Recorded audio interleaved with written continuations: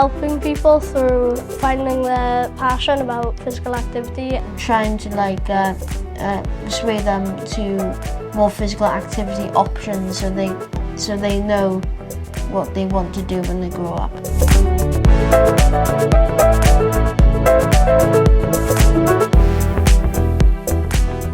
In a couple of days we're going to be doing some interviews of Year 4s so that we know who's going to be the Year 5 sport ambassadors in September. We want to make sure that they're kind of carrying on what we're doing, like we lead.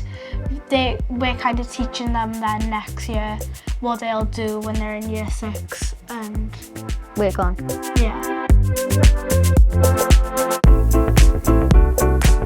So it's definitely reduced problems during break times and lunch times. It's taken the pressure off the staff, and they literally just, they lead absolutely everything.